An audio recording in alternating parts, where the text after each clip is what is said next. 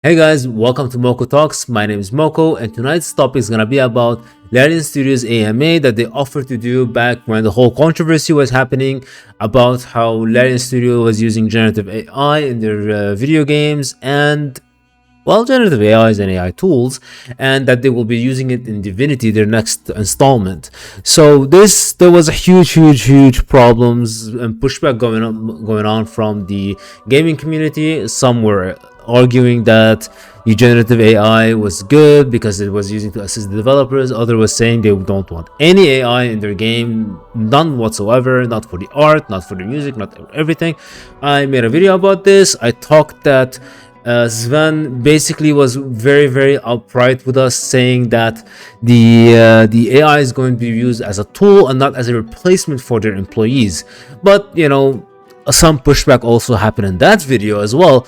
And as promised, I said if they do the AMA this year, I will cover it. It took a little bit of a while, but here we are. So what we're gonna do here, we're gonna read about the most of the more important questions that was asked and try to focus on the more generative AI questions that the Redditors asked them and they answered them. I haven't read this before. I'll read it with you guys, and after the read we will I will make some comments and then basically do a whole summary about what happened, and yeah, we'll see where this is going. All right, let's go ahead. So as you can see, this is the AMA. Happy New Year, the kickoff of 2026. We would like to offer the opportunity to ask your question about Divinity, Larian, and our development process. It's been a while since Larian has done an AMA, so everyone's looking forward to it. We need some coffee when we're doing this, guys. Sorry.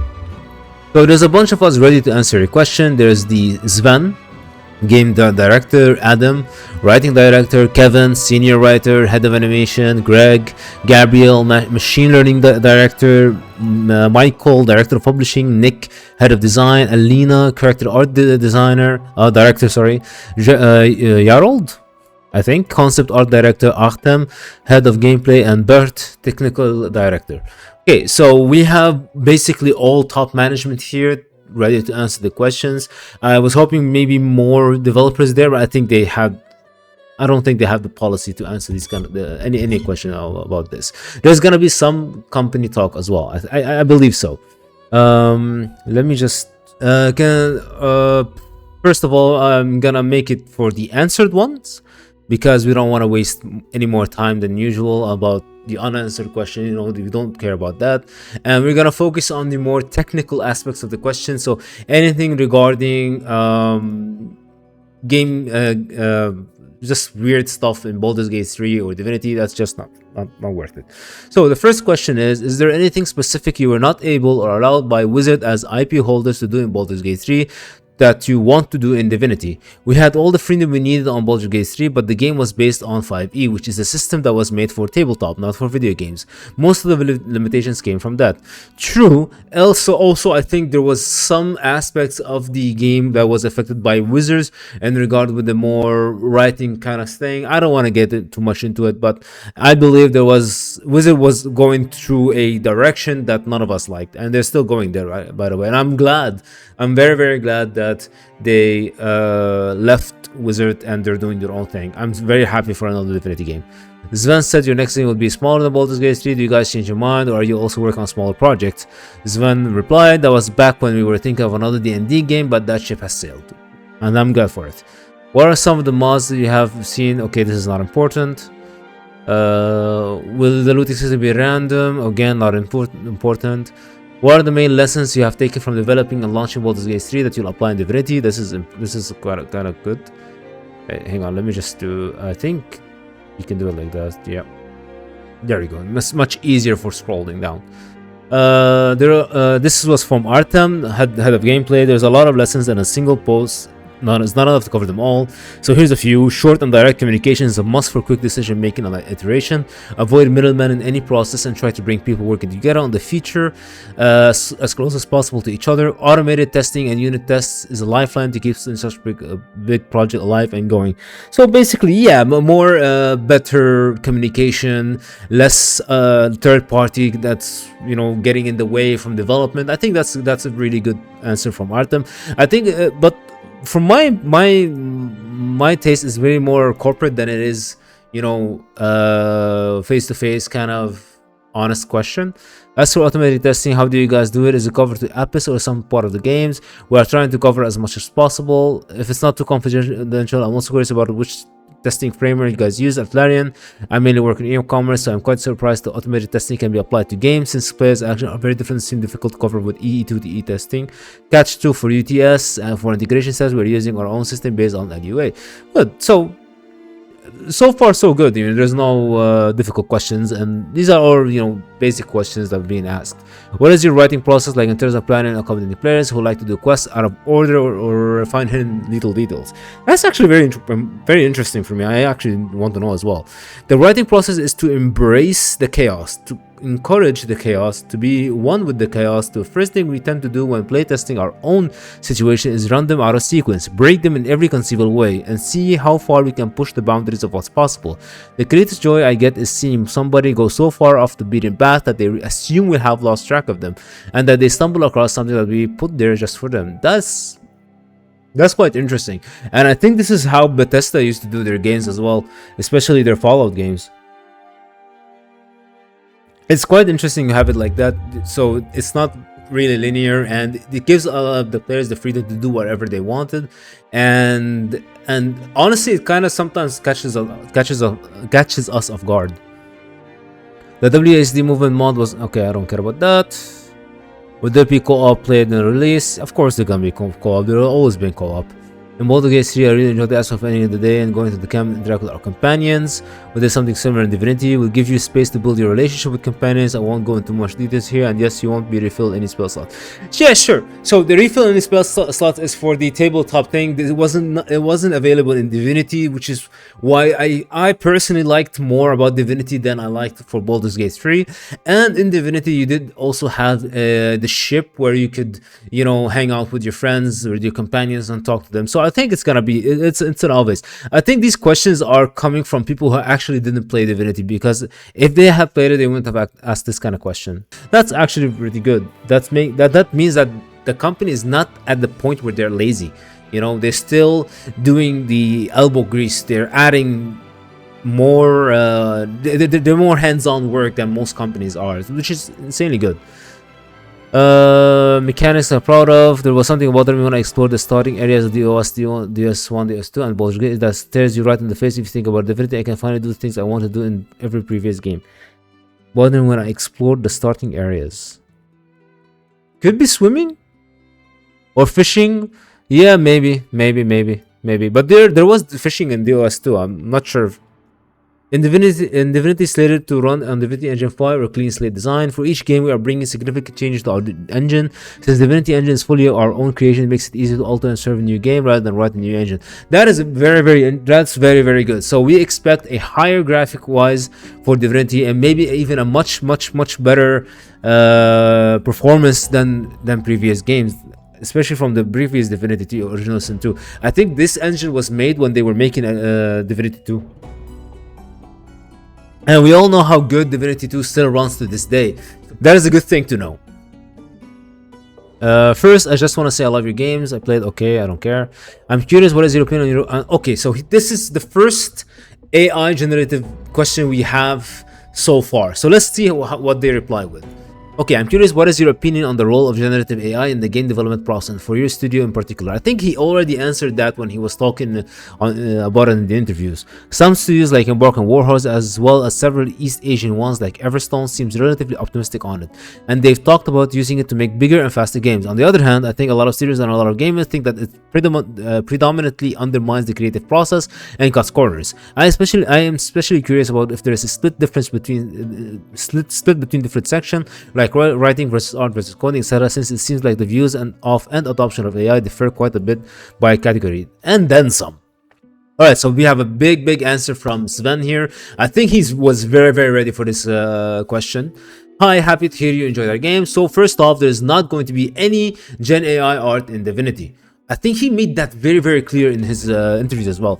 I know there's been a lot of discussion about us using AI tools as part of concept art exploration. We already said this doesn't mean the actual concept art is generated by AI, but we understand it created confusion.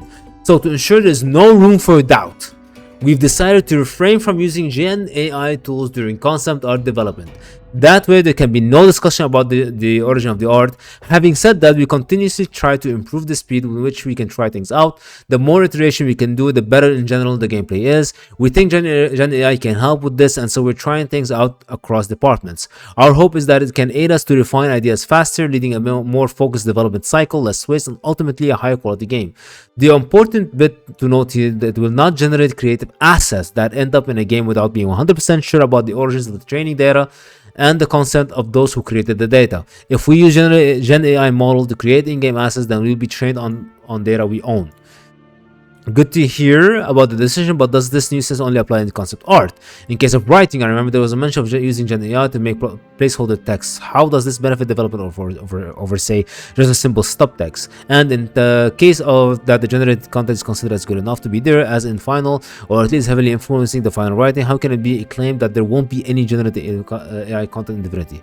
The stance applies to writing as well. We don't have any text generation touching our dialogue, journal entries, or any other writing in Divinity. To answer your second question, how does generated placeholder text benefit development over simple stub text? It doesn't. We had limited group experimenting with the tools to generate text, but the result had a 3 out of 10 at best, and those tools are for research purposes, not for use in Divinity. Even my worst first draft, and there's a lot of them, are at least 4 out of 10, although Sven might disagree. This one from Adam. This answer was from Sven. This answer was from Adam. Good thing that Adam answered this one. And the amount of iteration required to get the individual lines to the quality we want is enormous.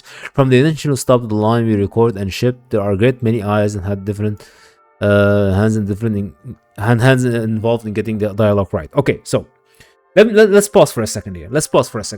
So he finally answered us. He said that generative AI tools will not be used during the concept art development. So no AI art, no AI writing, none of that is gonna be available in this game. Everything's gonna be hands-on. Even Adam said so himself, that when he was writing his worst draft was better than anything AI could ever do. So it's not there yet, guys. I think at some point in the future it will be there, but it's not there yet. And as you've seen, many of the answers that the Larian top management gave, that they'd rather be more hands-on than use any automated system whatsoever. So we got our answer. There's not going to be generative AI tools there. If you want to believe them, that's your own prerogative. But from what we've seen from Larian Studios so far, they have earned some sort of trust from us as a gaming community. And if we go so far as to punish that, no company will ever be this transparent with us ever again. All right, let's check if there's any more valuable questions. Have you thought about sorry, let me just remove this. Have you thought about accessibility as part of planning the next thing? With each game, you improve the writing, story, and narrative for your games. What are some things you'd like to improve narrative-wise compared to your previous entries? I want to know this. Companion relationship. Yes. I hated the relationship in Baldur's Gate 3. It was so frustrating. Oh my god, it was so frustrating. It was really frustrating. Divinity 2 was much better when it comes to the companion relationship. Holy shit, Baldur's Gate 3 was so shallow. It was so shallow, man. I can't believe it. Like, you do 2, 3, 4 things, and suddenly everyone wants to fuck you in the camp. It was, oh my god. I couldn't handle it. Yes, I want this answer. I like this answer. Firstly, to have more interaction between companions, not just with more and better banter, but to have them develop deeper relationship with each other, just as they do with players. Secondly, to ramp up player friendship and romance more subtly, so relationship will feel more natural. Yes, Kevin, my man, my dude, my brother. That's it. That honestly, this is what was missing in Baldur's Gate 3. Because oh my god, that was so frustrating. That was just annoying. Will Divinity be sticking to the magic armor? Completely nonsensical. Alligator. Oh, the alligator that swaps things. Okay, I think that's just about it, guys. They have a lot more answers. Okay, I guess that was all the most important questions regarding Divinity, or maybe just Larian Studio as a whole. There was just one single question that was more AI driven, I guess, than the rest. I was hoping for more questions like this and more answers for them, but people were just generally more excited about Divinity instead of the controversy about generative AI, which I think now that maybe it was blown out of proportion, or maybe it just was Twitter people or people who just didn't want to question them. I'm surprised there weren't a lot of them. Maybe they're just more, I just look at the answered one, maybe the other question were just basically unanswered, but they gave a pretty definitive answer regarding the generative AI. They're not going to use the tool for art or writing. They're just going to use it, I think, for the development process, for the coding, and to reduce waste and time, maybe for the game to come out sooner, which I wholeheartedly agree with. Guys, I think Larian Studios is just one of the gaming company out there that we should have faith in them for now, and let's not misplace our dislike for AI in gaming, which I agree with everyone that it does not have a place there in the creative process as video game, towards honest studios that are being transparent to us. Okay, let's put it into somewhere better, somewhere like maybe Activision, the one who made Black Ops 7, for their atrocities that they made there, and try to, you know, stay calm when these things happen and focus on what's more important. We're getting a new Divinity game, amazing, from Larian Studios, the one who brought to Baldur's Gate 3 that everyone is critically acclaimed. So what is in store in Divinity is something I'm actually looking forward to. With them admitting that the companions' relationship needed more work, I am way with them on that, in that regards, and I hope to see something really nice from them. I have high hopes. What can I say? Yeah, it's weird. Let me know what you guys think down in the comment below. Do you agree with this AMA? Have you read it? Is there something I missed? Just let me know. I'll leave a link down below for the AMA if you guys want to read more about it. I covered some more of the more important stuff. I didn't want to really make this video like 30 minutes long, and I really hope you guys enjoyed it. If you guys like more of this kind of content, please do leave a like and leave a sub. You know, I'll see you guys in the next one. Ciao for now. Bye bye.